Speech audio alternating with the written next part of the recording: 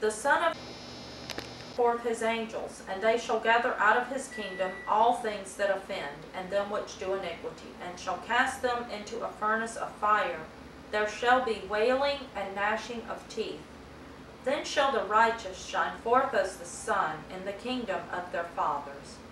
Who has ears to hear, let him hear. So I believe that Jesus, as we are approaching the end of days, will be making it more clearly visible the differences between who are the wheat and who are the tares. And I found a writing by Christine Beadsworth when she explains the wheat and the tares also, and she said, God is revealing which seed is planted within the earthen vessels of humankind. They are bringing forth fruit after their own kind, both within and without the church.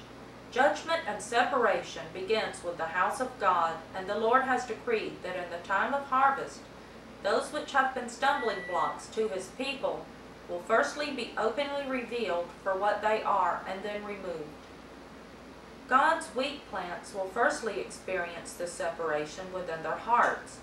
They will find they have less and less in common with certain people and groups that they have been in association with for an entire growing season. This will be because of the development of the full corn in the ear. They will find the process disconcerting and will at times wonder whether they themselves are becoming unchristlike as their hearts begin to pull away from these ones. The discomfort will cause them to run to the Word and re-examine what they believe as they compare it to what is being declared from the pulpit.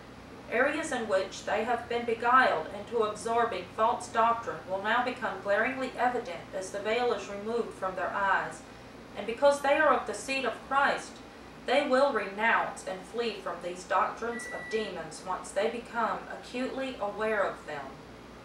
As realignment to the plumb line of truth occurs within the hearts of God's sons, they are to remain submitted to the Spirit of the Lord, not trying to preempt any physical separation of their own volition. The outward separation of tares from wheat is effected by the angels or the messengers of the Lord of the harvest, as they use the sickle of truth to weed out the tares. As always, the word will divide between soul and spirit. After the cleansing of the temple, the exposing of the counterfeit, and the removal of the stumbling blocks amongst the sons of the kingdom, the full ears of wheat are taken into the granary in order to feed the hungry. The fullness of harvest time, when the tares and the wheat are clearly discernible, is in effect a depiction of the manifestation or the unveiling of the sons of God. Up until the season of the full corn in the ear, it has been impossible to distinguish between the two. Although there has been an awareness of some form of mixture present, it has not been entirely clear who is who in the zoo. Then, as maturity comes, the DNA of the seed within the heart is manifested fully. Just as the tares were bundled together, so too will there be a gathering together of the true sons of God, recognizing and imparting the Spirit of Christ within one another. In this dream, I had a desire to be rid of the tares in the world, and I wanted to cut them apart and to remove them. But clearly, there is no need for us to do these things because Jesus is telling us that He already has a plan. And so some people may say that we are not to be the judge of anyone. And actually, I have the scripture here that speaks on this matter, and it says, "Why do you look at the speck in your brother's eye and pay no attention to the plank in your own eye? How can you say to your brother, 'Let me take the speck out of your eye,' when all the time there is a plank in your own eye? You hypocrite! First take the plank out of your own eye, and then you will see clearly to remove the speck from your brother's eye."